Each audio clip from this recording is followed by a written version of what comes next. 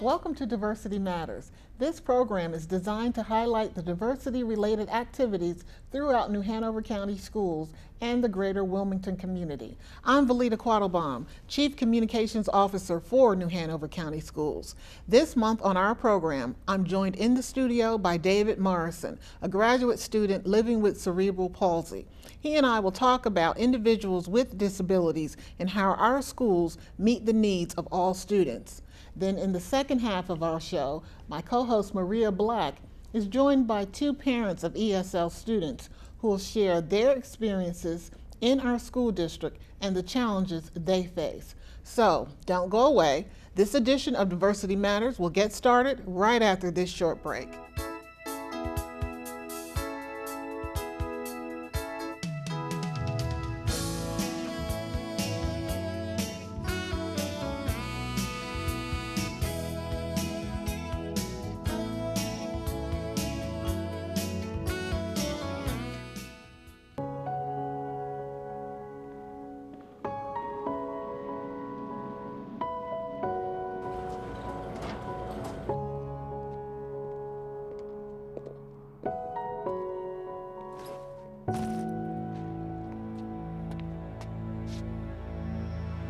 Welcome home, man.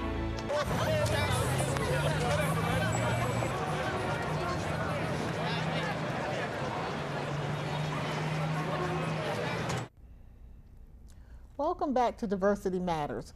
Joining me on our show today is Mr. David Morrison, a graduate student living with cerebral palsy. He is also the chairman of the Cape Fear Disability Commission, the vice chair of the Miracle League of Wilmington, and the author of a Star News blog on improving disability awareness. Today, we'll be discussing the topic of individuals with disabilities and how our school system meets the needs of all of our students. Welcome, David. Thank you for having me. Sure. Tell us a little bit about your work with the Miracle League of Wilmington. I initially heard about the Miracle League when our chairman, Dr. Dan Johnson, who is a professor at UNCW in therapeutic recreation, brought the idea to my attention, and we formed a group of dedicated individuals and started our own nonprofit in 2008. And we're currently in our second season of Miracle League Baseball, which serves youth and adults with all types of disabilities. That's awesome. And I'm a fan of your column, your blog in the Star News. So what do you hope to accomplish with your column? In a sense, it's a place where people can go for information. Mm-hmm. Although I do advocate for certain changes on the local level, it's more about giving people an area where they can understand issues that are going on and be able to take their own stance and advocate for their own needs. Okay. And that's really important, and I think you do that with a sense of hope and humor, and that's why I like your column. And that leads me to my next question. What, in your opinion, are some of the latest concerns? What are some of the hot button topics of people who have physical challenges? Right now I've seen two major issues. Mm-hmm. One being the ability to save money and finances, mm-hmm. and the other having options for affordable accessible housing. Mm-hmm. Especially in the local area, I'm finding more and more that it's just not available.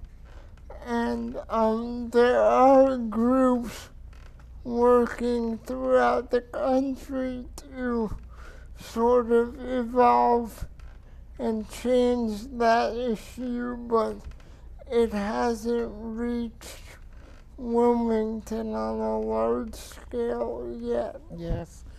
Finances and housing, that's a concern for everybody, but I would imagine it'll be especially of a big concern for people who need handicap accessibility homes built to design to accommodate those issues, right?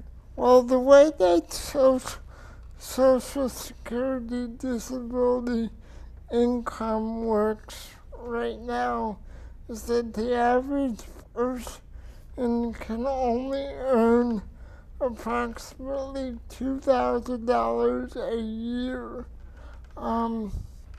from working and their benefits in combination. $2,000 a year? $2,000 a year. So if you think about it, that's extremely difficult to live on that kind of stipend, and so building a brand new home is virtually out of the question for a lot of people. Oh my, that is really a challenge. So obviously, the next question, what are some things society can do better when it comes to people with physical challenges? That's obviously one of them.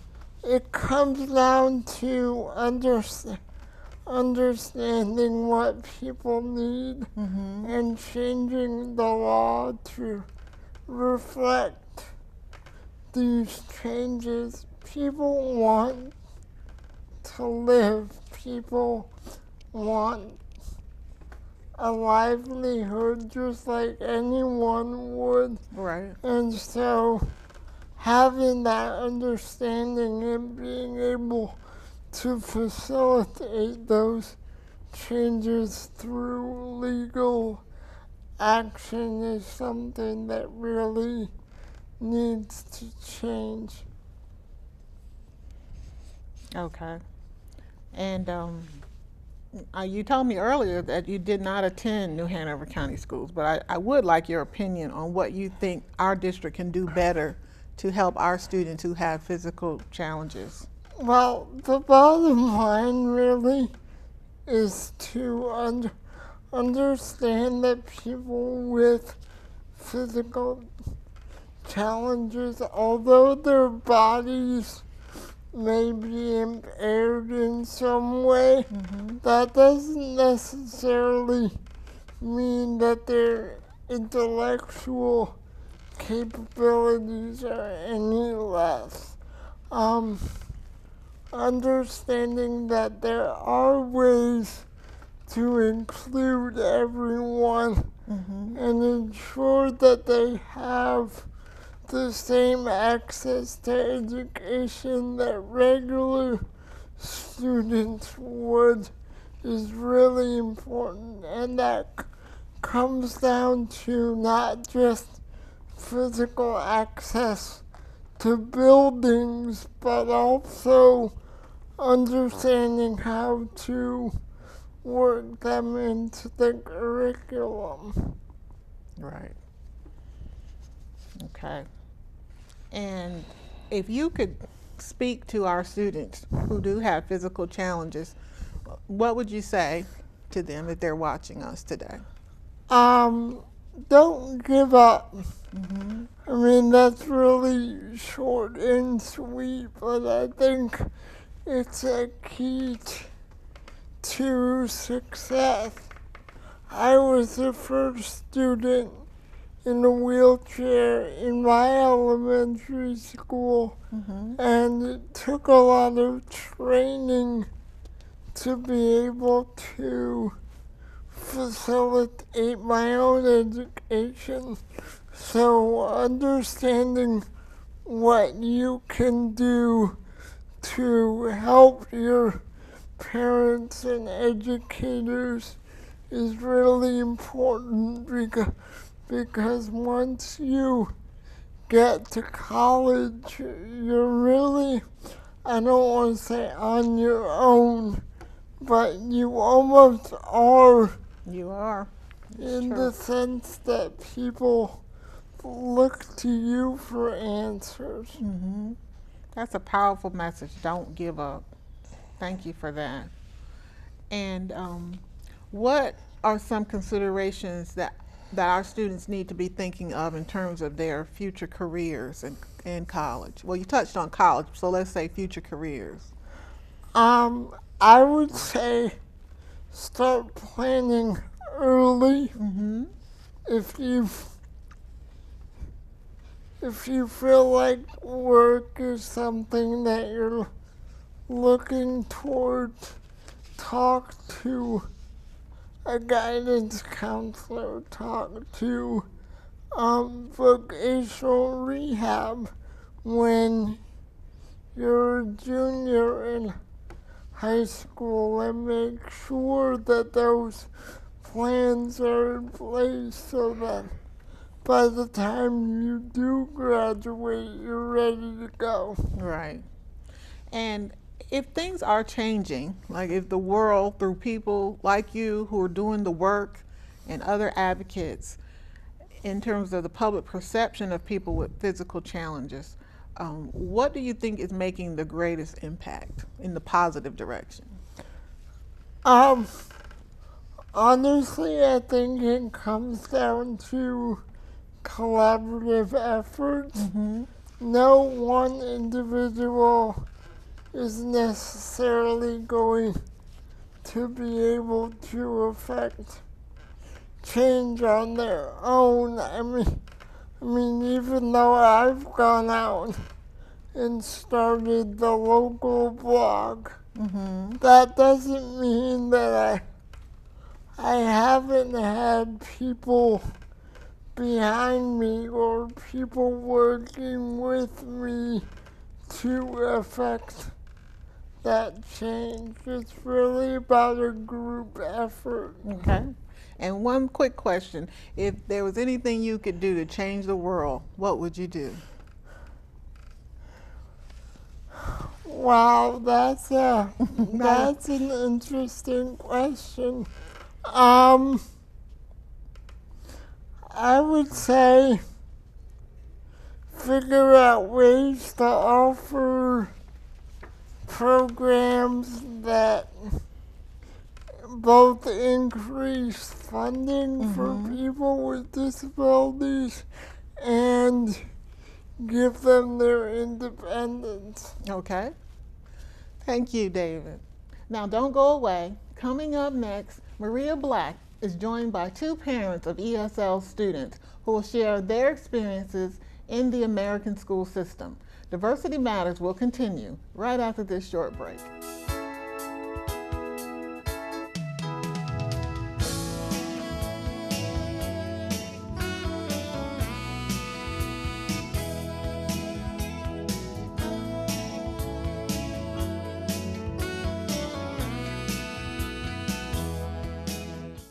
My joints ache so bad, I wake up in pain every day. I want to know why. I want to know why my hair is falling out. How did this happen? How did this happen? A little pain in my knee. That's how it started. That's how it started. This rash on my face, now it's like my body is attacking me. I want answers. When you don't have the right answers, it may be time to ask your doctor the right question. Could I have lupus?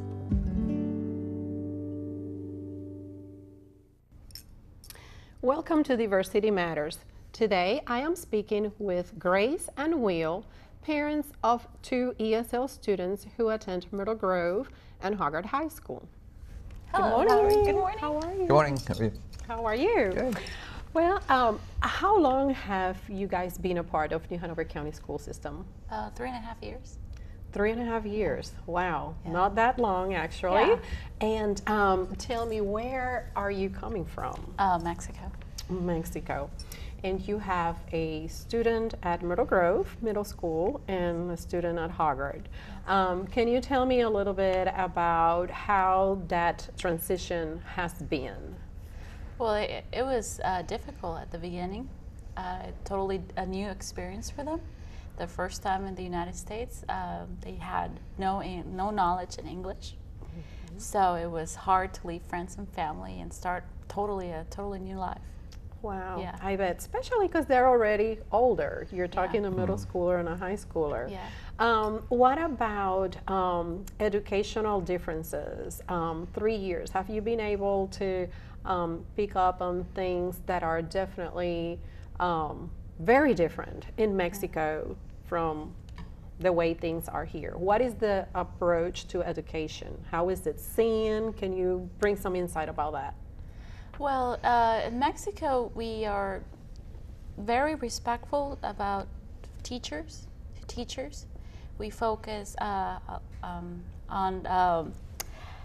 respecting the teachers, and we understand that they have dedicated their whole lives to learning, and they're there because they're experts on education. So we're not questioning a lot about what they do, and they always, am I doing it right? They're trusting on them. You know, I see a lot of the way we're raised. It has to do a lot of respect. When a teacher talks to you, or when your parents talk to you, they're gonna, you know, reprimand you or scold you or so, you immediately lower in a sign of respect. You bow, you lower your head, you know, because they're not on your level. You are below them. So that's one of the things that I've seen. You know, here everybody looks at you in the eye, and in Mexico you have to bow. You know, inside of respect to your elders or to your teachers. Another thing, you know, that I have seen is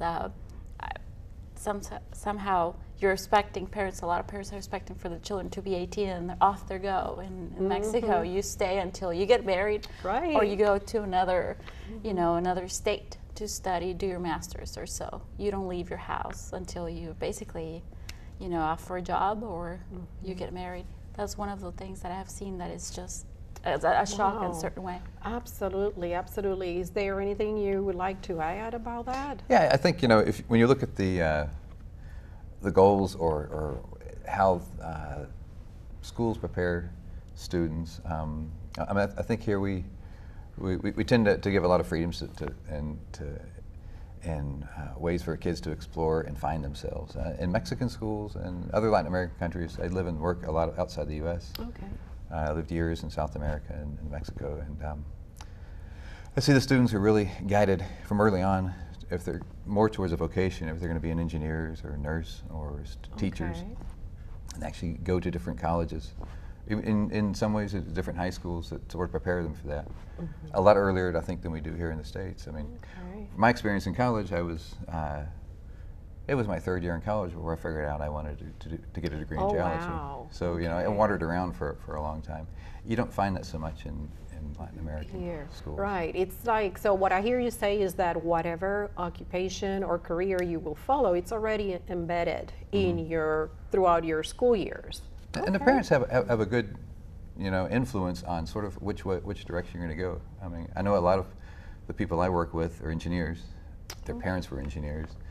Their brothers or sisters or families are engineers, and so you see, you know, people sort of following the family traditions. I think a little closer maybe here. Since very early on. Wow, that's great. And what about similarities? Is there anything that's very similar, or you know? Well, a lot they focus, like in here, a lot of attention on sports, and sports is great. A lot of family activities, everything is surrounded, you know, in family activities. They try to have the parents as much involved in all the activities as possible. Okay. Yeah. Okay, so you mentioned that's another important point, parents involved. Yes. So do I hear you say that the involvement, it's more towards extracurriculars than it is encouraged as far as academics, right?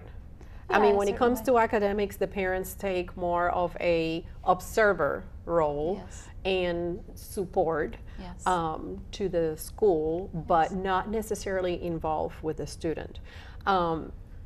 Is that an accurate statement? Yeah, you can say that. We trust in the education. Okay. And we support in any activities that the teachers need our help.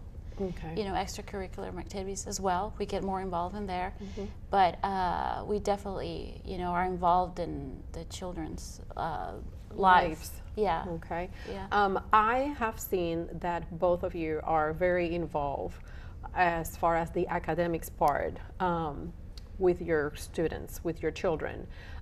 Is that something then that you quickly, and I will ask you, since you grew up with the Mexico school system, do you find that that's something that it's important? Because it appears to me that you have embraced that new idea of being hands-on and being very observant as to what's going on in the classroom and with your daughter's growth in academics. Why are you doing that? What's the benefit of being involved in that level? Well, the benefit is like a parent, a responsible parent is in your best of interest that your child develops, you know, and that's the best that she that possibly can, you know, and it's my duty as a parent to supervise and be in touch with them and with the teachers, trying to see the best way that I can contribute with them so I can help them. You know, it's part of a team, you know, you guys help in school, I help at home for the benefit of the child, you know. Great. Yeah, right. I don't leave it all to the schools. I do my part as a responsible parent. Excellent. Good. Yeah. That's.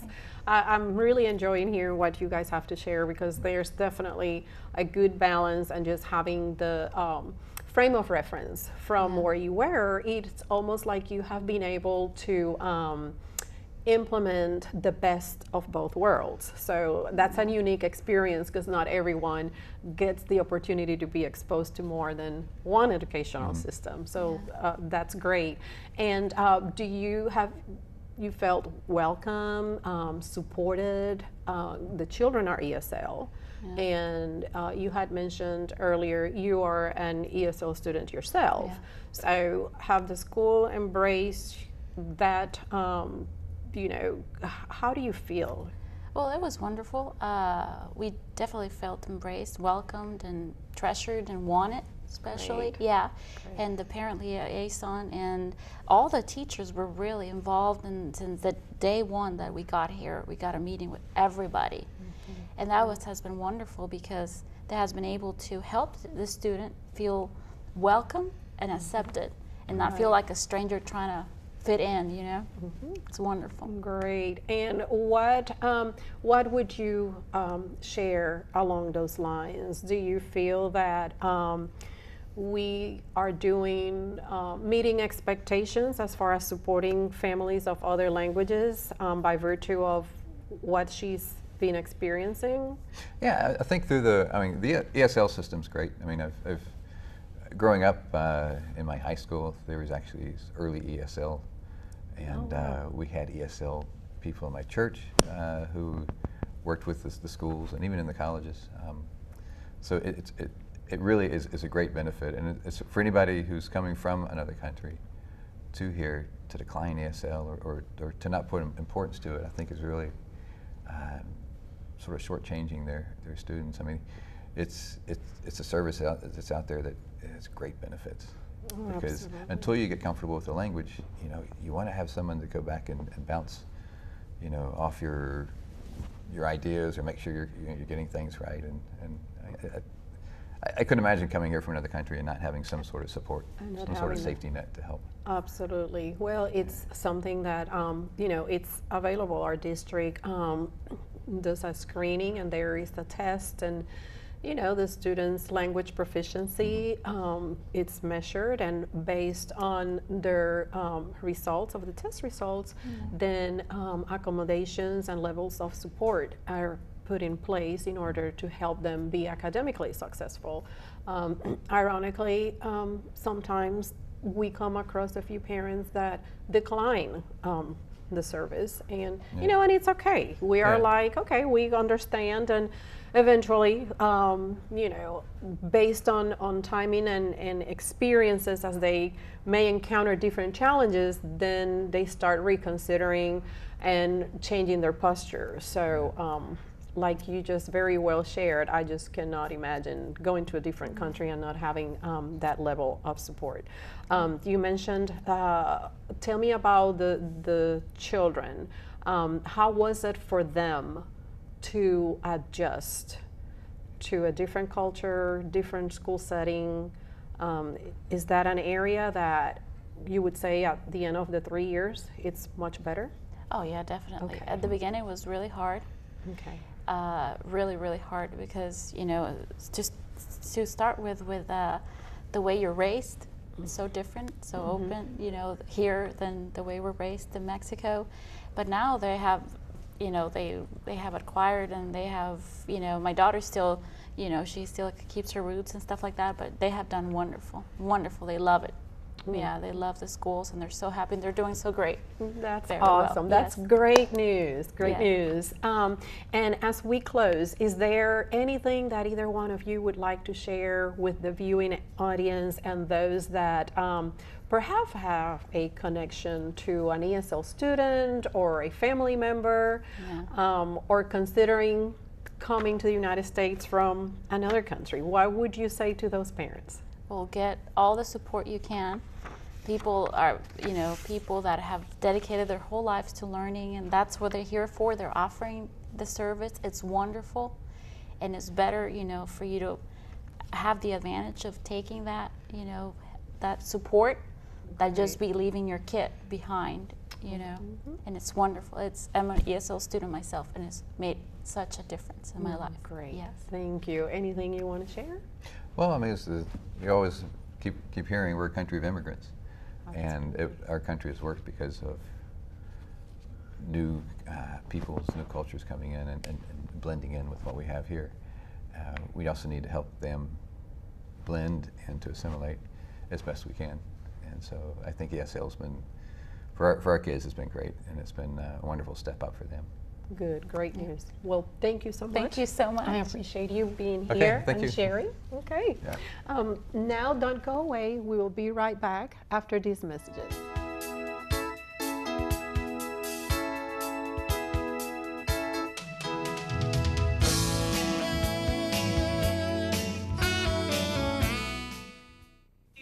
My cell phone number and John's cell phone number. Hey, pretty. And the number of the restaurant where we're going to be. And I've left you my pager number too, just in case, because you never know. John, you have the gift? The odds of a babysitter calling Now, listen, I also 911, told the neighbors that you were gonna 1 be in here, so if 1,400. anything should happen, please don't hesitate. The to odds of a call child back. being diagnosed with autism, 1 in 150. You know the odds of autism. Now learn the signs. Go to autismspeaks.org. Thank you for joining us for this edition of Diversity Matters. If you would like more information about the district's ESL program, call Maria Black at 254-4202. And feel free to call my office, the Public Relations Department, at 254-4245 if you have a story idea for a future edition of Diversity Matters. Until next time, I'm Valita Quattlebaum, and on behalf of my co-host Maria Black, thank you so much for watching. We'll see you again next month, right here on Diversity Matters.